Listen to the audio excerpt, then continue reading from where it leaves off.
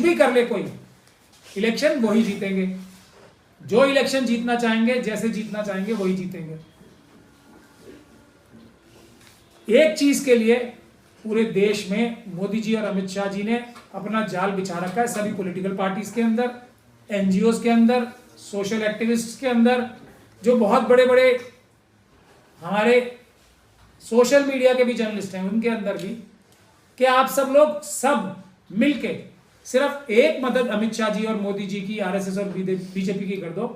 कितनी गाली दे लो, कितना बुरा बोल लो आरएसएस बीजेपी को, कोई फर्क नहीं पड़ता। सिर्फ आप मशीनों को हटाने की बात मत करो और किसी भी पॉलिटिकल पार्टी के लीडर को बैलेट पेपर से चुनाव कराने के लिए नहीं आंदोलन करने दो ना, और कोशिश ये करो कि ये जन आंदोलन भी ना बन पाए। इसके लिए मोदी जी और अमित शाह जी ने अपनी पूरी ताकत लगा रखी है।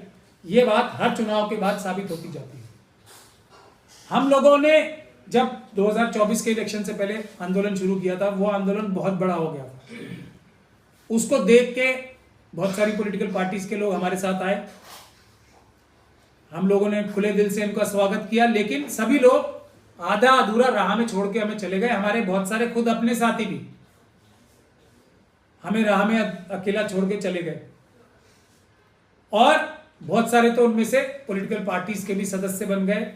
और असली मुद्दा जो है, जो हम सब लोगों ने भी, जो हम सोशल एक्टिविस्ट थे, अम्बेडकरवादी भी थे, जो असली मुद्दा हम सब लोगों ने तय किया था, वो हम लोगों ने तय नहीं किया था, जनता ने हमसे तय करवाया था। जनता ने उसको भूल गए, और नतीजा ये है 2024 के लोकसभा के बाद और उससे पहले भी एक के बाद इलेक्शंस हारते गए। 2024 के इलेक्शन में बीजेपी की 50 सीटों से ज्यादा नहीं आनी चाहिए थी, ये सच्चाई है।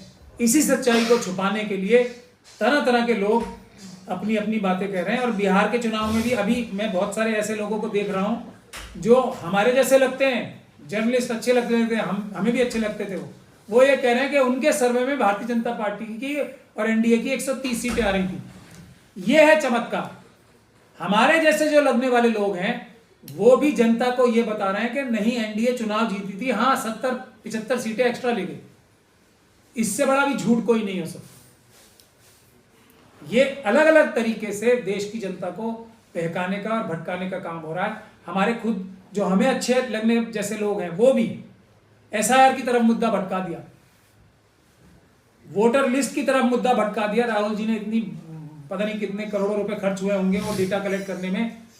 और हमारे योगेंद्र यादव साहब तो मशीनों के खिलाफ आर्टिकल्स ही लिखते हैं, पेपर बैलेट के खिलाफ वो लिखते हैं। वो फिर एसआईआर की जाके बहस करके आए वहां पे। इतनी लंबी चौड़ी रैली भी निकली, लेकिन बीच में खत्म करा दी। और उसके बाद अंजाम क्या हुआ, क्योंकि मुद्दा जनता सब जानती है आरएसएस और बीजेपी क्या कर रही है, कुछ बताने की आवश्यकता नहीं है। आरएसएस और बीजेपी से जनता हेट करती है, कोई वोट नहीं दे रहा है। ये जो बहाने बनाए जाते हैं ना, जो हमारे जैसे लगने वाले, हमारे जैसे अच्छे लोग लगने, अम्बेडकरवादी लगने वाले या संविधानवादी लगने वाले लोग नजर भी आते हैं, वो भी कहीं ना कहीं किसी ना किसी हद तक छलावा कर रहे हैं कि 10,000 रुपए की वजह से वोट दे दिए महिलाओं ने, ये ब्लास्ट अचानक हो गया लाल किले पे, उसकी वजह से वोट परसेंटेज जो है और बीजेपी और आरएसएस को वोट मिल गए। तरह तरह की, मोदी जी की मां के बारे में कुछ अपशब्द किसी ने बोल दिए या नहीं बोले, लेकिन उसकी वजह से वोट मिल गए। ये सब बहानेबाजी है, ड्रामेबाजी है, इससे कभी कुछ नहीं होता। जो लोग ये बहाने बनाते हैं और ये रीजंस बताते हैं, उससे कुछ नहीं होने वाला। एक रीजन ये भी बताते हैं कि जी ये पॉलिटिकल पार्टीज की तो टिकट बढ़ गए करोड़ों करोड़ों रुपए लेके। ये भी बताया जाता है कि इनके पास तो वर्कर्स ही नहीं है ग्राउंड पे। ये सब बातें सही भी हो सकती हैं, काफी हद तक सही हैं भी, लेकिन ये सब भी आरएसएस और बीजेपी को इलेक्शन जीतने के लिए काफी नहीं है। नहीं जीती आरएसएस और बीजेपी इस वजह से, क्योंकि जनता खुद आरएसएस और बीजेपी को हटाने निकल पड़ी थी। राहुल जी और तेजस्वी जी की जो रैली हुई थी ना वोट चोरी की, देखा था उसमें क्या पैसे खर्च किए गए थे, खुद आए थे चल के लोग, क्योंकि ये जनता की आवाज है। अब जनता की आवाज मशीनों के खिलाफ है, उसी से भटका के रखा सब पॉलिटिकल लीडरशिप को। दो महत्वपूर्ण चीजें हैं जो मैं आपकी संज्ञान में लाना चाहता हूं अभी, लेकिन मुझे यह गर्व है कि एक ईमान वाले अम्बेडकरवादी की हैसियत से हम लोगों ने, हमारी छोटी सी टीम ने अपना जो संघर्ष था जारी रखा, सड़कों पे भी और अदालतों में भी।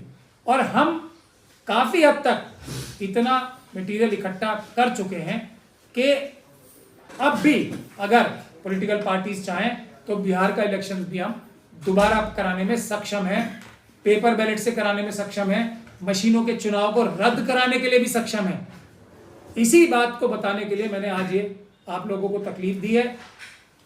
पिछली कुछ चीजें याद दिला दूं मैं आपको। हमने ये ऑर्डर लिया था हाई कोर्ट से कि सभी सीटों पे वीडियोग्राफी सुरक्षित रखी जाएगी, कराई भी जाएगी और सुरक्षित भी रखी जाएगी सभी चुनावों में। फर्स्ट लेवल ऑफ चेकिंग से लेके FLC से लेके चुनाव के बाद जब पेपर जो मशीनें होती हैं वो सुरक्षित रख ली जाती हैं, उसकी वो सुरक्षित रखी जाएंगी और कराई भी जाएगी वीडियोग्राफी और CCTV फुटेज।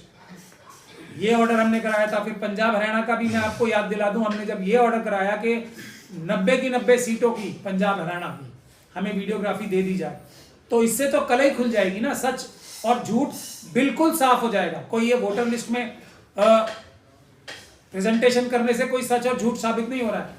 RSS और BJP ने और चुनाव आयोग ने बोल ही दिया कि भाई इसका क्या भरोसा है कि ये जो वोटर लिस्ट में धांधली हुई है उसमें BJP को ही फायदा हुआ, हो सकता है दूसरी पार्टी के लोगों ने भी नकली वोट डाल लिए हो, जाके वोटर लिस्ट में धांधली उन्होंने भी करा ली हो। ये एक बहस का मुद्दा बन जाता है। इसीलिए हमने जनता के कहने पे सटीक मुद्दा ढूंढा हुआ है कि हमें CCTV फुटेज दो, जनता अपने आप देख लेगी। और असली मुद्दा यही है कि पेपर बैलेट से चुनाव होने चाहिए, EVM से नहीं होने चाहिए। उसके बाद पंजाब एंड हरियाणा का जब ऑर्डर मिल गया हमें हरियाणा असेंबली का, तो सरकार ने कानून बदल दिया। किस चीज को रोकने के लिए कि जनता अपनी आंखों से ना देख ले सबूत। और वो मेरे सबूत नहीं है, चुनाव आयोग के ही सबूत है, उन्हीं की वीडियोग्राफी है। चलिए, हमने फिर भी हार नहीं मानी और RSS और BJP और चुनाव आयोग को जीतने का फिर भी हमसे रास्ता नहीं मिला। दिल्ली हाईकोर्ट में, हमारी तो कई हाईकोर्ट्स में एप्लीकेशन चल रही हैं। महाराष्ट्र में, महाराष्ट्र के चुनाव के लिए तो PIL में ही कन्वर्ट कर दिया है हाईकोर्ट ने वहां की हमारी इंडिविजुअल एप्लीकेशन को, कि वहां की भी सारी वीडियोग्राफी हमें दे दी जाए। तो इलेक्शन कमीशन ने एक और चाल चली, 45 दिन का कानून बना दिया है कि उसके बाद हम वीडियो डिस्ट्रॉय कर देंगे। कब? अभी मई में 2025 में। ये जनता की नजर में नहीं आया था, ये छुपा के किया उन्होंने। वो कानून पंजाब एंड हरियाणा हाईकोर्ट के बाद हरियाणा की वाली के लिए, हरियाणा की जो वीडियो फुटेज ना देने के लिए तो कानून बदला था पार्लियामेंट में जाके। ये छुपे छुपे बदल दिया, चोरी छुपे बदल दिया कानून, किसी को पता ही नहीं। लेकिन फिर भी इन्हें भरोसा नहीं आया कि ये अब भी दिल्ली हाईकोर्ट से हार तो नहीं जाएंगे हमसे। हमारे पिटीशन में कहीं दिल्ली की इन्हें देनी तो नहीं पड़ेगी वीडियोग्राफी, और उससे ये कहीं रंगे हाथों नहीं पकड़े जाएंगे। तो उन्होंने एक और काम किया, बहुत बड़े सीनियर एडवोकेट को एक लाए और ये बोला, और मैं इसको थोड़ा अपने अंदाज में कहना चाहता हूं कि हाँ, इलेक्शन कमीशन चोर है। इसीलिए जो आप सबूत मांग रहे थे ना कि दिखा दो ईमानदारी से हुए चुनाव मशीनों से या बेईमानी से, वो हमने डिस्ट्रॉय कर दिए।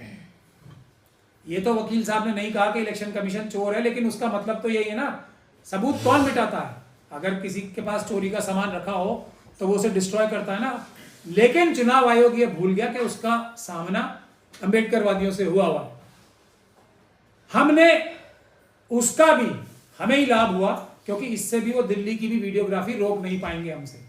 उसकी हम कानूनी कार्रवाई कर रहे हैं। लेकिन एक बात तो स्पष्ट हो गई कि एक और अपराध इलेक्शन कमीशन ने कर दिया, और यह अपराध कौन से वाले मुकदमे में हुआ? जो हमने पार्लियामेंट स्ट्रीट में एक कंप्लेंट दी थी आज से चुनाव के तुरंत बाद, लोकसभा के, जो हमने दी थी, आप सब लोग ने भी कवर की थी। हमने 14 जून को ये जो कंप्लेंट की थी पार्लियामेंट स्ट्रीट पुलिस स्टेशन में, उसमें यही कहा था कि चुनाव आयोग मशीनों के जरिए RSS और BJP को फर्जीवाड़ा करके चुनाव जितवाता है, मशीनों के जरिए। तो उसके लिए अब अमित शाह साहब की पुलिस ने तो कहां ही करना था, ये खुद अपने जो सुपीरियर बॉस हैं उनको थोड़ी अरेस्ट कर लेंगे। तो उसमें हमें फिर अदालत जाना पड़ा था। मजिस्ट्रेट की अदालत से हमारा जो ये एप्लीकेशन थी FIR कराने की, वो डिसमिस हुई थी। डिसमिस होने की वजह जो मेन बड़ी दी गई थी वो ये थी कि पार्लियामेंट स्ट्रीट थाने को ये ताकत नहीं है और यहाँ के लोकल मजिस्ट्रेट साहब को ये ताकत नहीं है कि वो पूरे देश में जो लोकसभा के चुनाव में 2024 के मशीनों के माध्यम से जो गड़बड़ी हुई है उसके लिए इन्वेस्टिगेशन कर सके। तो वो हमारा केस डिसमिस जो हुआ था उसके खिलाफ हम सेशंस कोर्ट में गए थे। तो कल सेशंस कोर्ट ने जो बात हम आप लोगों से प्रॉमिस करते थे ना, एक दिन इन सबको आके बाबा साहब डॉक्टर भीमराव अंबेडकर के संविधान के तहत बनी हुई अदालतों के सामने, भले ही इन अदालतों में कितनी भी मुश्किलों का सामना करना पड़ रहा है, जवाब देना पड़ेगा। इन सबको अदालत के सामने हम लाएंगे और इनकी चोरियां पकड़वाएंगे। तो कल एक बहुत अच्छा ऑर्डर हुआ है, वो हम आपको दिखा दें। और ये ऑर्डर ये है कि इस एफआईआर को कराने के लिए कि एफआईआर क्यों ना ऑर्डर कर दी जाए अदालत से के माध्यम से, इतने लोगों को नोटिस हुआ है अदालत का, वो मैं आपको पढ़ के सुना रहा हूं। पहला तो स्टेट को हुआ है, वो होता ही है। दूसरा, राजीव कुमार जी, आप सबको याद होगा ना, जो पिछले वाले उनके समय में ही ये धांधली हुई थी लोकसभा के चुनाव में, उनको भी नोटिस जारी हो गया है। दूसरा हुआ है मिस्टर सुखबीर सिंह संधू को भी, जो उस समय भी चुनाव आयुक्त थे। तीसरा हुआ है मनसुख भाई श्यामजी भाई खाचरिया साहब। अब ये पूछोगे ये कौन है? ये है भारत इलेक्ट्रॉनिक्स लिमिटेड, जहां ये मशीनें बनती है ना ईवीएम की, उनको, ये भारतीय जनता पार्टी के डायरेक्टर नियुक्त हुए हैं। भारतीय जनता पार्टी ने उनको, मोदी जी और अमित शाह जी ने डायरेक्टर नियुक्त कराया था। कहां? मशीनें बनाने वाली कंपनी में। इसी तरीके से दूसरे डायरेक्टर जो हैं बीईएल के, मिस्टर शिवनाथ यादव को भी हुआ है, मिस श्यामा सिंह को भी हुआ है बीईएल का नोटिस। डॉक्टर पीवी पार्थसारथी, जो भी भारत इलेक्ट्रॉनिक लिमिटेड के डायरेक्टर हैं, आरएसएस और बीजेपी द्वारा बनाए, उनको भी हुआ है। मिस्टर कृष्णा बिहारी राय साहब को भी हुआ है, जो ईसीआईएल के डायरेक्टर हैं, जो दूसरी कंपनी है जो मशीनें बनाती है।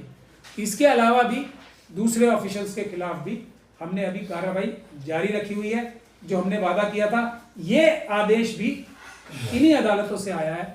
तो अब बिहार की तरफ मैं रुख करता हूं। तो एक तो हमारे जो ये दिल्ली हाई कोर्ट में स्टेटमेंट दी थी चुनाव आयोग ने, हमने जला दी है या डिस्ट्रॉय कर दी है मशीनों की वीडियो फुटेज, उसका भी इस केस में बहुत फायदा होगा, क्योंकि अब दूसरी धाराएं भी सबूत नष्ट करने की भी इस एफआईआर में जुड़ेंगी।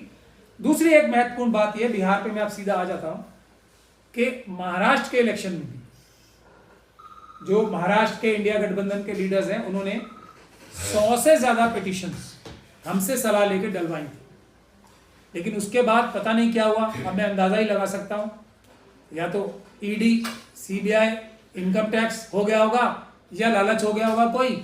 उसके बाद वो 100 की 100 पिटीशन, जो हमने वादा किया था कि हम महाराष्ट्र का चुनाव भी दोबारा करा सकते हैं, लेकिन उसमें हमें कैंडिडेट्स की मदद चाहिए होगी, पॉलिटिकल पार्टीज की मदद चाहिए होगी, तो फाइल तो करवा दी।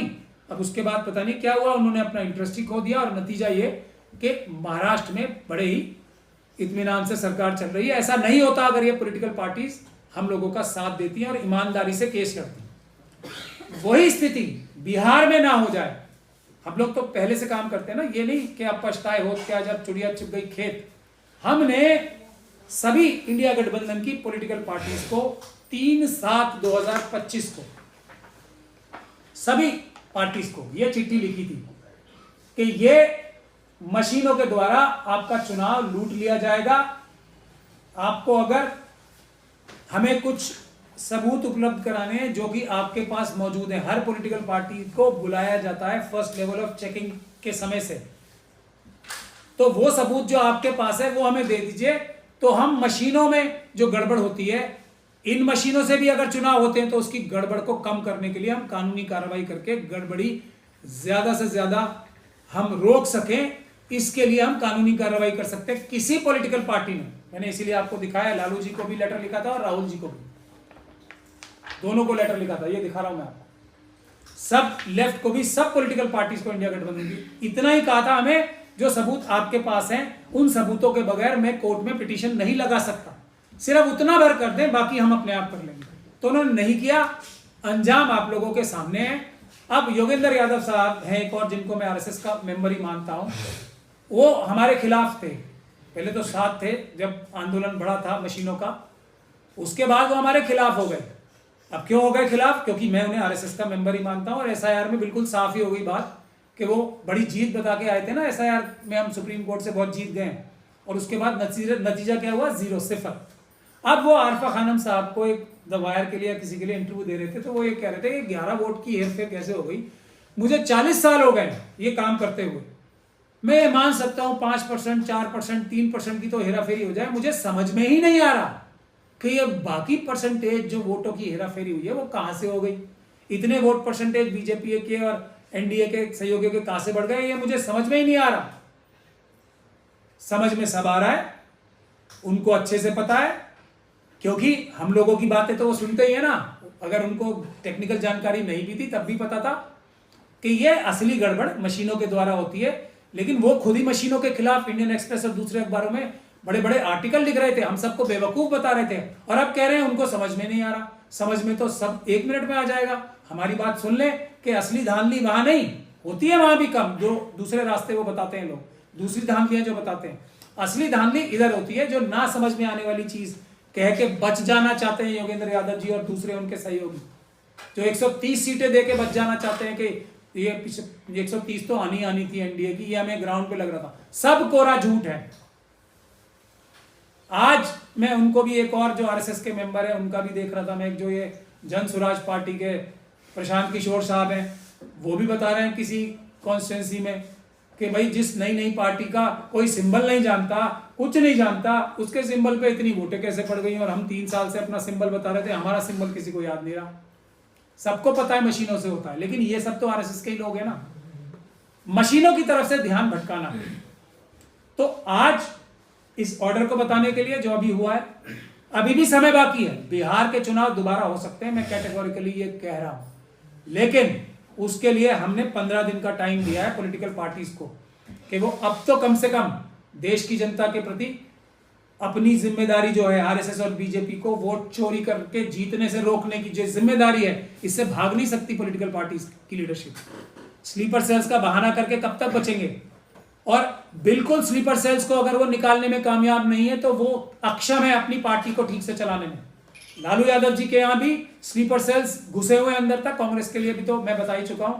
खुद जो बीएसपी पार्टी है, अभी यूपी के चुनाव आ रहे हैं, मैं आपको गारंटी देता हूं, ये अखिलेश यादव जी जो बोल रहे हैं ना कि अगर वो लोग 90% स्ट्राइक रेट है तो हम भी 90% स्ट्राइक रेट कराएंगे, 90% स्ट्राइक रेट जरूर होगा आपके हारने का। अखिलेश यादव जी मेरी बात याद कर लीजिएगा, बाद में जैसे मैं चिट्ठियां लिख लिख के बता रहा हूं ना इन्हें पहले से कि ये होने जा रहा है। आप बीजेपी यूपी के चुनाव में 400 पार भी कर सकती है और आने वाले लोकसभा के चुनाव में 500 पार भी कर सकती है। तो अभी भी समझ जाएं, बिहार से हम लोग शुरू करते हैं। अब भी हम चुनाव रद्द कराएंगे मशीनों की बुनियाद पे, लेकिन उसके लिए 2 काम करने हैं। पॉलिटिकल पार्टीज को हमारा साथ देना है, सारी सीटों पे जो इंडिया गठबंधन हारी है उस पे पिटीशंस डालनी है मशीनों की बुनियाद पे, और दूसरी चीज जन आंदोलन करना है। क्योंकि अब देख लीजिए आप, अभी चुनाव आ रहे हैं, अगले साल ही चुनाव आ रहे हैं, और तमिलनाडु में, केरल में चुनाव आ रहे हैं, तो बड़ा आंदोलन करने की आवश्यकता है। और तमिलनाडु, केरल और दूसरी जगह जहां चुनाव आ रहे हैं, उसके बाद बंगाल में आ रहे हैं, हमें मशीनों से चुनाव रोकना ही पड़ेगा, वरना मशीनों को एकदम बेईमानी करने के लायक नहीं छोड़ना पड़ेगा कानूनी तरीके से। उसका और कोई रास्ता नहीं है। बिहार के लोगों से मैं ये कह रहा हूं कि अगर ये पॉलिटिकल पार्टीज अगर इस लायक नहीं बची हैं कि वो आरएसएस और बीजेपी को रोक सकें, तो हम लोगों को, नागरिकों को तो संविधान बचाना है, लोकतंत्र बचाना है, बिहार और देश बचाना है। तो अगर अगले 15 दिन तक, 15 दिन में से 3 दिन तो चले गए, अगर ये पॉलिटिकल पार्टीज इन चीजों के लिए तैयार नहीं होती, स्लीपर सेल्स को नहीं निकालती, आंदोलन के लिए तैयार नहीं होती, बिहार के कानूनी कार्रवाई करने के लिए, सारा इलेक्शन रद्द कराने के लिए, एक एक कॉन्स्टिट्यूंसी पे अलग अलग केस डालने के लिए तैयार नहीं होती इनके कैंडिडेट्स, तो हर एक वोटर का यह हक है, हर एक असेंबली कॉन्स्टिट्यूंसी, हर एक विधानसभा की सीट के वोटर का भी यह अधिकार है कि वो भी इलेक्शन पिटीशन डालकर इलेक्शन रद्द करा सकता है। ये बाबा साहब ने बहुत सोच समझ के अधिकार, ये वाला एक वोट का और वोट बचाने का, अगर दोनों पार्टियां भी मिल जाएं, विपक्ष और पक्ष दोनों भी मिल जाए तब भी नागरिक का हक, क्योंकि कार्टेलाइजेशन होती है ना, आपस में बांट लो, लूट का माल है, हमें ये सब बोलना पड़ेगा अगर ये स्लीपर सेल्स के खिलाफ कार्रवाई नहीं करेंगी ये पॉलिटिकल पार्टी।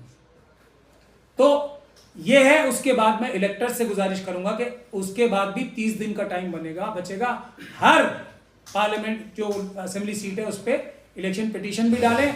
हम आपको तरीका बताएंगे किस तरीके से सबकी वीडियोग्राफी बच जाएगी और वीडियोग्राफी के बुनियाद पर ही ये इलेक्शन पिटीशन डलेंगी, वो बचाई भी जाएंगी और वो आपको दिलवाई भी जाएंगी। उसकी बुनियाद पे ये इलेक्शन रद्द होंगे, क्योंकि मेरा ये फर्ज है कि मैं पूरी बात रखूं आपके सामने। मैंने राहुल गांधी जी का पिंड ट्वीट है ये, मैं आपको दिखा दूं किस बारे में है। ये वही केस है हमारे वाला, ये स्लीपर सेल्स के चुंगल से बाहर नहीं आएंगे अभी भी राहुल गांधी जी। दिल में है अगर उनके पेपर बैलेट से चुनाव कराने का, मशीनों के खिलाफ दिल में है, तो स्लीपर सेल्स को बाहर भगाएं और आए हम लोगों के साथ, जनता के साथ वो बात करें सीधी सीधी। ये ले लीजिए, राहुल गांधी जी का पिंड ट्वीट है, ये पिंड सबसे ऊपर है पिछले 3-4 दिन से। क्या कहता है वो मैं आपको पढ़ के सुनाता हूं। बीजेपी के लाखों लोग खुलेआम अलग अलग राज्यों में घूम घूम कर वोट डालते हैं और इस चोरी को छुपाने के लिए सारे सबूत मिटा दिए जाते हैं। बीजेपी और ईसी मिलकर खुलेआम वोट चोरी कर रही है, लोकतंत्र की हत्या लाइव चल रही है। इसके नीचे जो लाइव लॉगी जो न्यूज राहुल गांधी जी ने लगाई है ना, वो मेरे वाले केस में है, जो चुनाव आयोग को हमने मजबूर किया ये आके कोर्ट में बोलने के लिए कि हाँ हम चोर हैं, हमने जला दिए। ये सारे सबूत तो दें हम, और राहुल जी कहने पे चले। बाकी मैं राहुल जी का ही नाम नहीं ले रहा हूं सिर्फ अकेले, तेजस्वी जी, अखिलेश यादव जी, मायावती जी और ममता बनर्जी साहिबा और ये सब, शरद पवार साहब, सब बड़े बड़े लीडर्स बात सुने स्लीपर सेल्स की, करोड़ों रुपए खर्च करें ये वोटर लिस्ट का धांधली पकड़ने की और उससे जीरो फर्क हो। एक बार इसको भी करके देख लें। दूसरा, कल मैंने आज भी और कल भी रॉबर्ट वड्रा साहब को भी सुना, अगर घर में बात यही हो रही है गांधी फैमिली के कि पेपर बैलेट से चुनाव कराए जाएं, तो ये कौन सी ताकतें हैं जो उनको सड़क पे आके रोक रही हैं इसी बात को सबसे बड़ा मुद्दा बनाने से। ये जयराम रमेश इतने ताकतवर हैं, ये पवन खेड़ा, ये वेणुगोपाल और जो लाइन लगी हुई है इनकी स्लीपर सेल्स की कांग्रेस के अंदर, इतने ताकतवर हैं कि जो राहुल गांधी जी और प्रियंका गांधी जी और उनके घर के मन की बात है जो रॉबर्ट वड्रा साहब ने बताई है, पेपर बैलेट से चुनाव करा लो, फिर देख लेना। बात चीज सुन के बताई होगी ना रॉबर्ट वड्रा साहब को, कोई ऊपर से तो ख्वाब नहीं आ रहा है ना। तो कौन सी ये ताकतें हैं जो उनको अपने मन की बात करने से ही रोक रही हैं? तो फिर उनकी लीडरशिप पे भी सवाल उठता है कि क्या वो अपने मन से भी नहीं चल पा रहे हैं, तो क्या आरएसएस और बीजेपी से लड़ेंगे? वेणुगोपाल ज्यादा पावरफुल है, ये सब लोग ज्यादा पावरफुल हैं उनसे। तो ये जनता को देखना है, फिर हम इन्हें भी नकार के अब जनता और आरएसएस और बीजेपी के बीच में सीधी टक्कर होगी। बिहार से इसकी शुरुआत करेंगे, उसके बाद हम एसआईआर और ईवीएम के खिलाफ तमिलनाडु से भी ये आंदोलन शुरू करने की चेष्टा करेंगे, तमिलनाडु और केरल से। बहुत बहुत धन्यवाद, आप सब लोग आए और मुझसे बात